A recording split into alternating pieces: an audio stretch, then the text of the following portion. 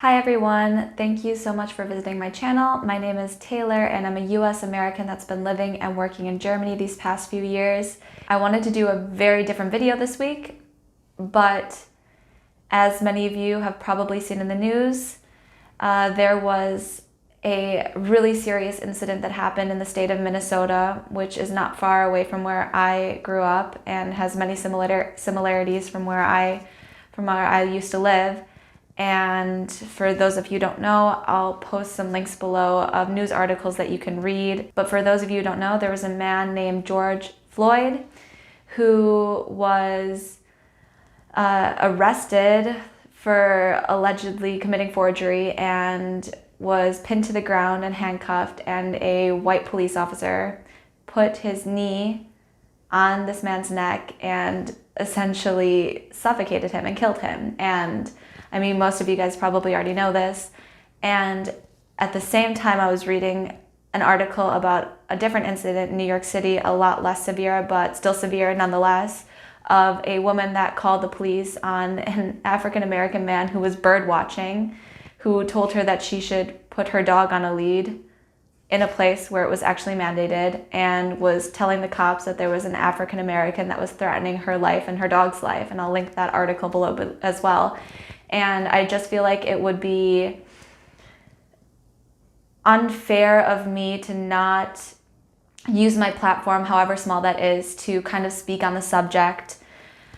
Of course, my experience as an Asian American living in Germany is nothing compared to people of color that live in the United States, and I don't want to take away from their lived experience, and I don't want to try to superimpose my own experience into theirs. That doesn't make any sense, and I'm not going to try to do that. But what I am going to try to do is to talk a little bit about my experience again as an Asian American and dealing with racism in the US. I really want to make comparisons between racism in Germany and in the United States. I want to talk about the history of racism and how it manifests itself into racism that we experience today, or that we see today.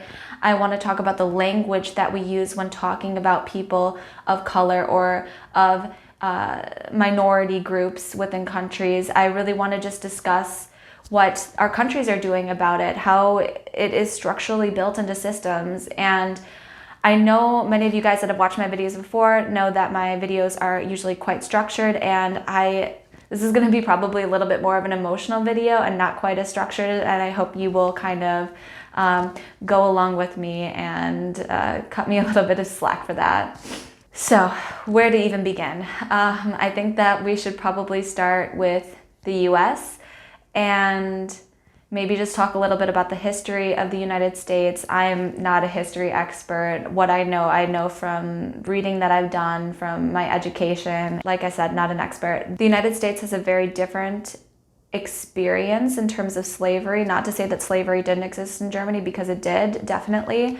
But the United States, because there were so few settlers that moved there and they still needed to have a labor force, slavery was much more of an industry than it ever was in Germany. Germany was more of a country that was involved in the selling of slaves. They also did import slaves into the country, but not very many, and it was outlawed far sooner than it was in the United States. Many of you guys have probably heard of the Scramble for Africa. That actually, the conference where that took place was in Berlin, in Germany.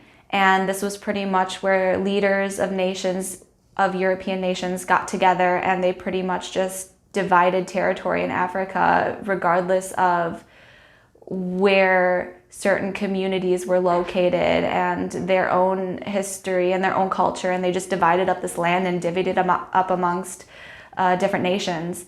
But anyways, I'm getting off point. Back to the United States. You obviously had slavery, you had the Civil War. I'm not going to give you an entire history lesson, but after slavery was abolished, it wasn't really abolished, you know, like maybe in the technical sense of the word, but it was replaced by a lot of legislation that segregated and also pretty much enslaved African Americans. And so you might well know the Jim Crow laws. This is what a lot of people think of when they think of legislation that was put into place that segregated schools and pretty much all aspects of African American lives. And after that, you would think that this was a long time ago. People, especially my generation, forget that this wasn't so long ago, that the civil rights movement was happening in the 60s, and that it's just a generation ago, you know? And since then, there have been other ways that people of color, African Americans specifically, have been systematically oppressed by the government, by governmental institutions, public institutions. And a big form of this comes with mass incarceration. So this war on drugs targets primarily minority groups in the United States. And really, it looks to me like the goal is just to incarcerate as many Black men as possible. And it's entire generations that are put in prison. Families are torn apart, you know, people get their rights taken away from them even after they've served their time in prison. They're not, in a lot of cases, allowed to vote if they've committed a felony on drug charges, which are like primarily nonviolent charges.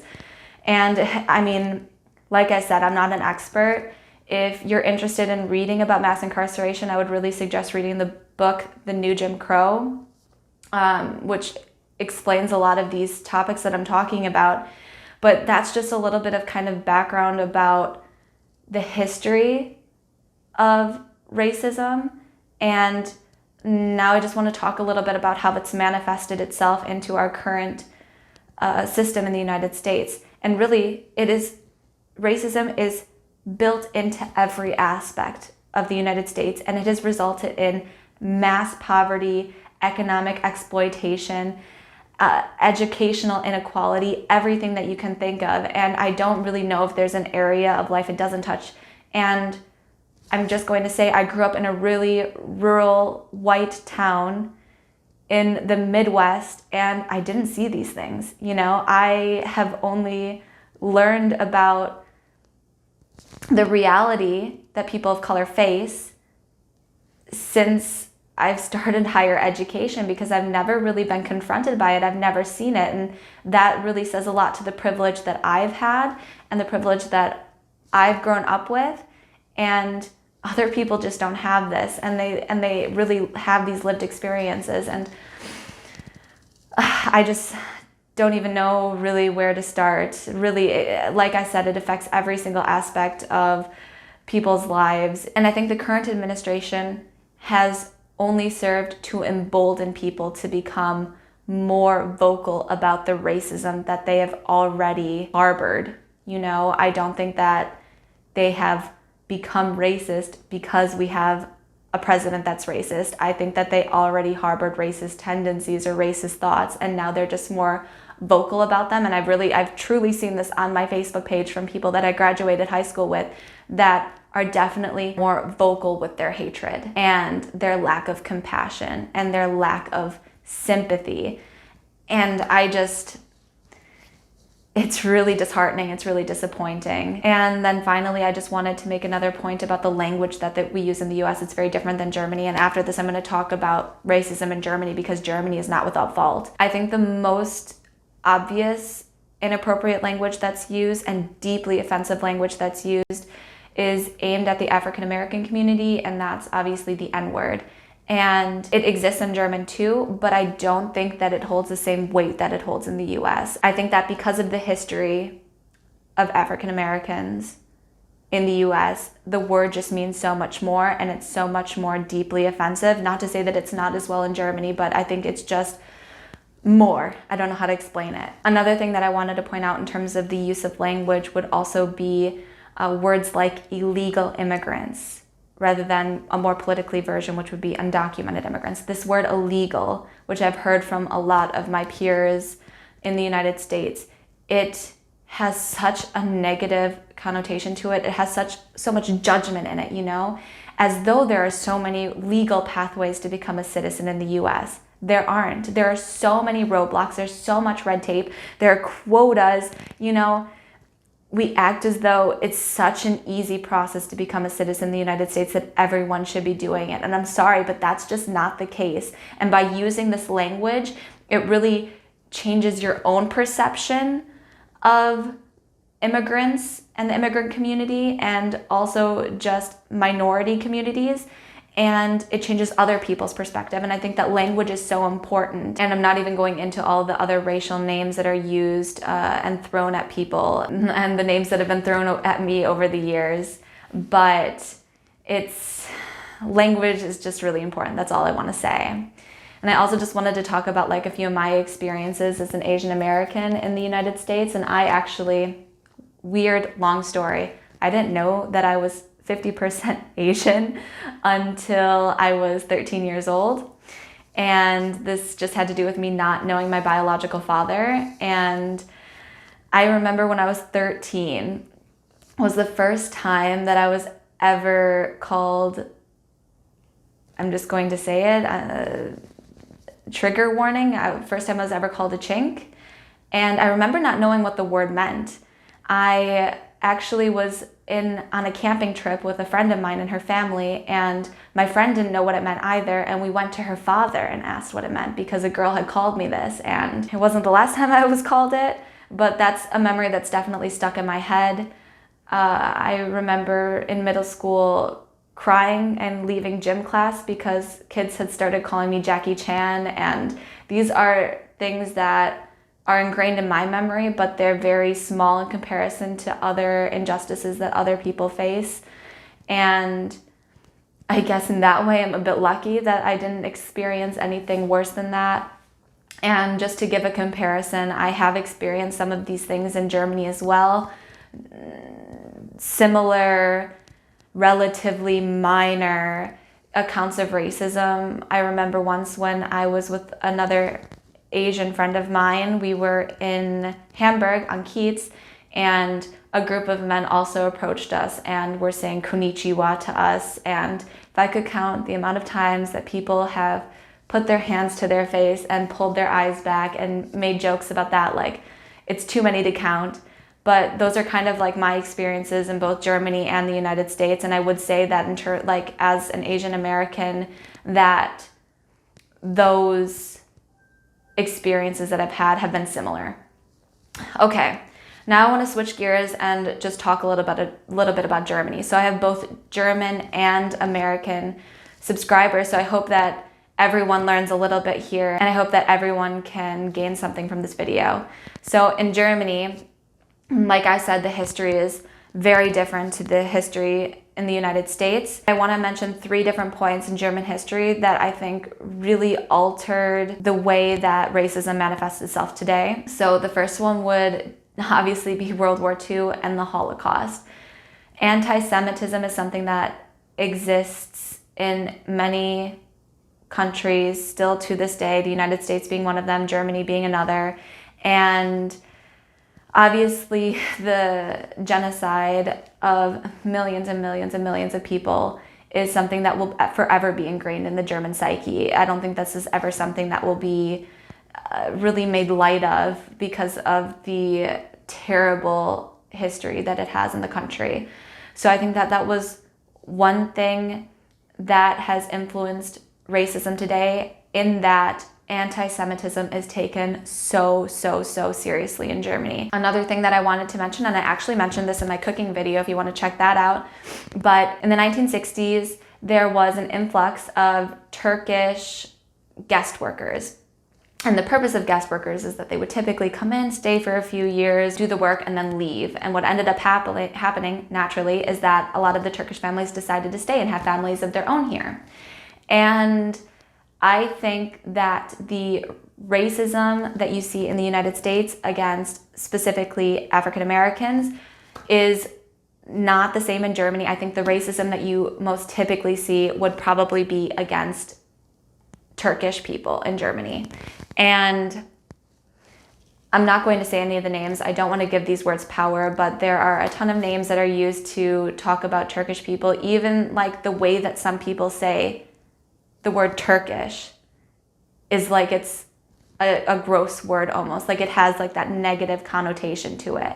And I've heard people say it. And I think that that group of people is probably one of the most heavily discriminated in Germany. And then another thing that's come up more recently because of mass migration, because of the refugee crisis, would be Syrians, but not just Syrians. That has sort of also extended itself to ethnic Arabs as well. So anyone potentially from the Middle East. You also have, it's also kind of extended itself to people that have migrated from North Africa. So this is another group that I would say is like most heavily discriminated against in Germany. And the language that people typically use is Ausländer, foreigner, and this is also something which has quite a negative connotation depending on how people use it. But primarily a negative connotation. And I can't even count on my fingers how many times I've heard someone refer to another person as a foreigner as though that explains things, you know?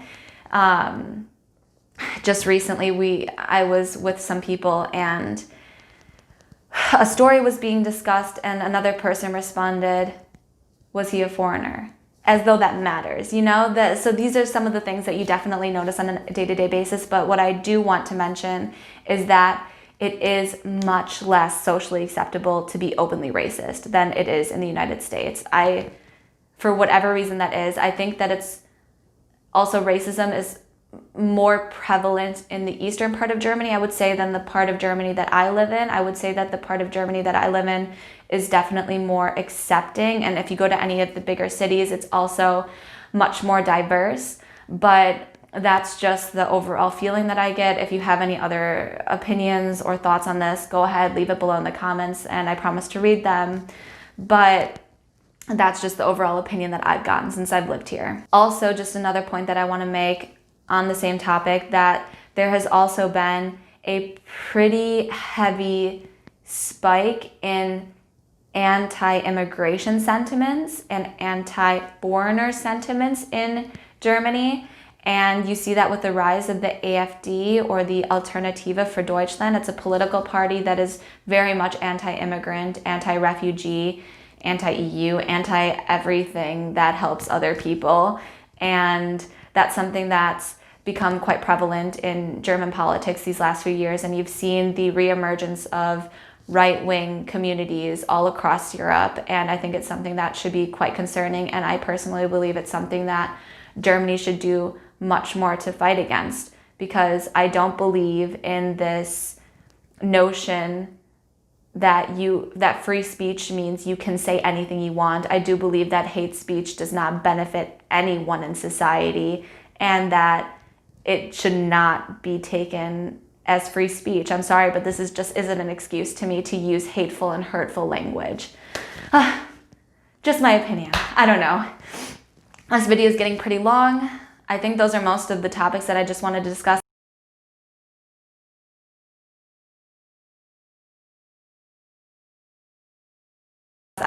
This is quite an impromptu video for me. This is something that's just happened in the last few days, and normally my videos take a weeks of research to do, and this is something I really just wanted to hop on and give like my kind of emotional response to this, based on knowledge that I have, experiences that I have. You guys, if you have any personal experiences, comment below. Let's listen to each other's stories. I think that's so important in trying to build up empathy and compassion for other people, seeing their perspectives.